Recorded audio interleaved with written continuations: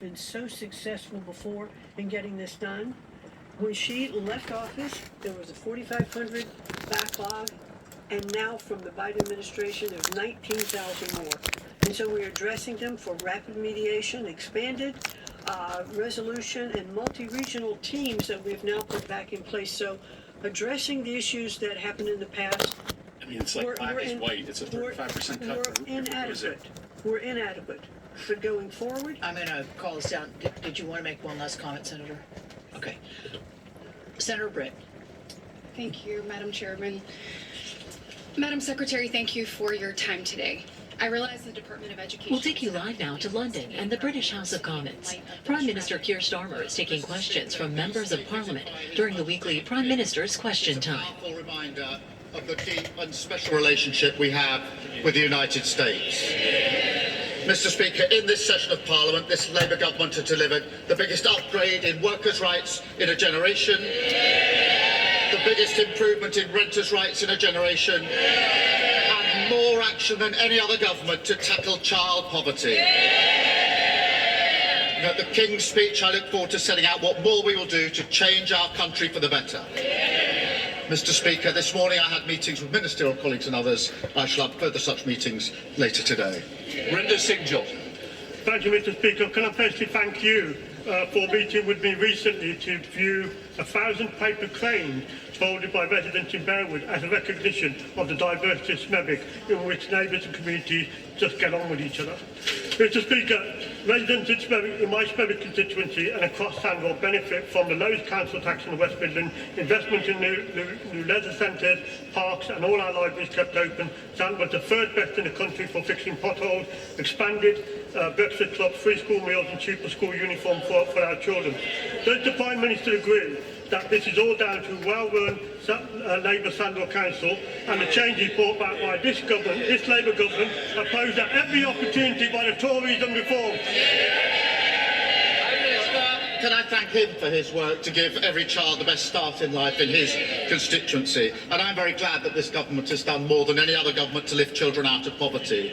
Mr. Speaker, thanks to our work this session, on this side of the House, we've passed laws needed to deliver more rights at work, build new homes, save British steel, clean up waterways, secure our borders, and record funding of our NHS, and so much more. Change delivered by Labour, opposed by the Tories and Reform. We come to the Leader of the Opposition, Kemi Bin. Thank you. It's the end of this session, and what a contrast with the beginning, Mr. Speaker. Back in July 2024, those benches were full of sycophantic questions from adoring new MPs. Yesterday, the Prime Minister was reduced to begging those same MPs to save his own skin. Mr. Speaker, he's broken his promise to grow the economy. The only thing that's grown is the welfare bill. The only thing that's grown is the welfare bill. So can the Prime Minister tell us,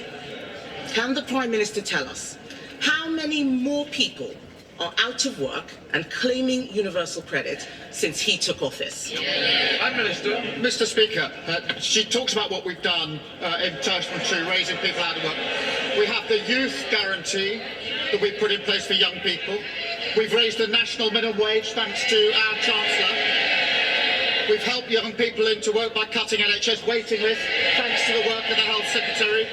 We've put more police on the streets thanks to the work of the Home Secretary, and we've cut energy bills for young people thanks to the work of the Energy. I'm very proud of what this Labour government has delivered in the first session of this Parliament. Mr. Speaker, the Prime Minister doesn't want to say how many more people, in fact, are out of work and claiming universal credit since he took office. Perhaps he doesn't know. So let me tell him. The number is 1.5 million people. That is the entire population of Leeds, Cardiff and Edinburgh put together. Hard-working people are being taxed more and more to pay for a ballooning benefits bill. So can the Prime Minister tell us why on his watch, for the first time ever, we are now spending more on welfare than we earn in income tax? Prime Minister. Mr. Speaker, the welfare system she complains of is the one they put in place, Mr. Speaker. And, Mr. Speaker, we are reforming it to improve it. And what did they do when we put that forward? They voted to keep the same broken welfare system. Mr. Speaker, that answer was as honest as his reason for sacking Ollie Robbins. Perhaps he don't have to apologise for that right now. Let me tell him why we're spending more on welfare than we're earning in tax. It's because of him and his terrible policies. This is all under him. We are spending so much on welfare, we cannot afford to defend the country. And if he won't listen to me, Mr. Speaker, perhaps he'll listen to the former Labour Defence Secretary, Lord Robertson, who is saying, and I quote, "We cannot defend Britain with an ever-expanding welfare budget." I agree with Lord Robertson. Why doesn't he? Mr. Speaker, this is the Labour government that increased defence spending, the highest sustained spend since the Cold War. What did they do, Mr. Speaker? When they came into power, defence spending was 2.5%, and when they left power, it was 2.3%. And even their own Secretary of State admitted they hollowed out our armed forces, so we'll take no lectures from them on defence. Mr. Speaker, talking about more defence spending is not the same as giving more money for defence. He has been in office for nearly 2 years, Mr. Speaker. What he does have, he's got a welfare plan until 2031, but he's not produced a defence investment plan. We have gone backwards on defence under him because we are borrowing to pay for welfare. Yesterday, we learned that the cost of government borrowing is now the highest in 2 decades. That's under him. Instead of getting a grip on the economy, the Chancellor is briefing out rent controls to curry favour with left-wing backbenchers. This is not a serious way to run the economy. It is time the Prime Minister gives her an easier job. So will he listen to businesses, listen to the country, and reshuffle the Chancellor? Mr. Speaker, at the spring statement, the Chancellor was very proud to say... Boy, does this not hold the same type of characteristics that America's going through right now? We've seen the growth figures for the early part of this year. And she says, well, the cost of borrowing's gone up. Yes, because there's a conflict in Iran. And what did she want to do? Plus, they didn't put into the equation, probably, I'm assuming this now, pertaining to people becoming old enough to be able to start drawing their retirement. Pertaining to the baby boomers. They're running into the same type of problem that we're running into right here in the United States. Over budgeting. She's not through with him yet. I didn't hear him say he's not reshuffling the Chancellor. It sounds like she's toast. Meanwhile, the former Deputy Prime Minister is on manoeuvres. This government is like a bad episode of Game of Thrones. His own people have turned against him, and all the while, the Prime Minister is holed up in his castle, wetting himself about a visit from the King in the North. Yesterday, Mr. Speaker, one Labour MP actually said that his days are numbered. That's one of them. I wonder who it was, because they're all looking guilty as hell. Isn't the real reason, Mr. Speaker, isn't the real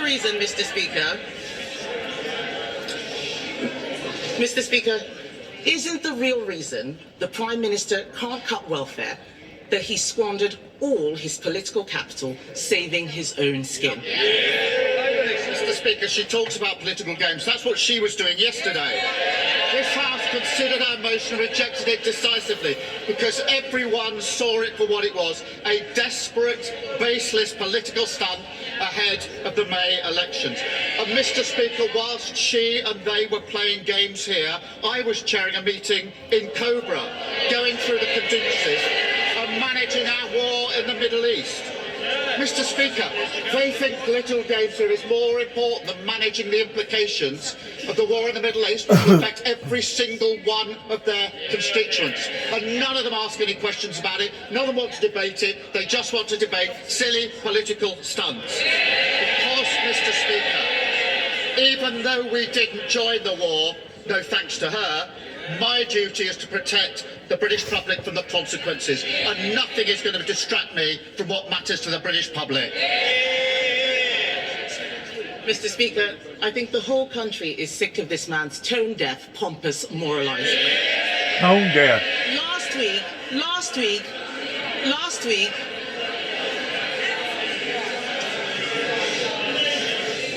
Last week, we all saw him punch the Speaker's chair. This is not a man who is in control.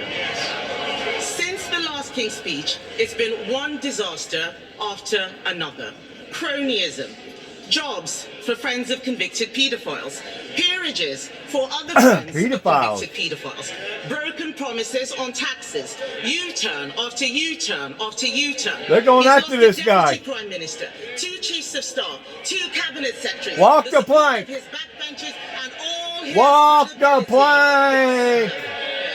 They can jeer, Mr. Speaker, they can jeer as much as they like. They're going to have to go to their constituencies and explain to all those people why they did what they did last night. The fact is, the Prime Minister was reduced to whipping his MPs to save him and pleading with a tax dodger to rejoin his cabinet. How much longer do we all have to put up with his shambles? Mr. Speaker, I changed my party. I won a general election. She's changed her party, Mr. Speaker, because when I became leader of my party, their party was 3 times the size it is now. She's changed it. It's now even smaller than when she started at leader, because half of them are up there. And Mr. Speaker, the stunt they played yesterday because they don't like what we're delivering. More rights at work, more security for renters, lifting 500,000 children out of poverty. That's our mandate, that's our mission, and nothing's going to hold us back.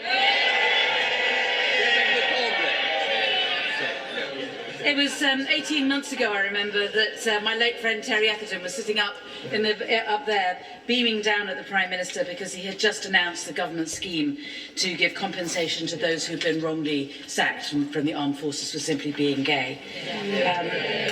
But I have a constituent, Mr. Speaker, who lost his job in MI6 in the 1980s for his sexuality, and he's got no compensation. The security services also put their lives on the line for their country. It's just not fair. Would the Prime Minister find the time to sit down with my constituent and me so that we can work out together a way in which we can extend Terry's scheme so that the security services can also get justice? Prime Minister. Can I thank her for her dedicated work on this? I am very proud of the work we've done to recognise LGBT veterans.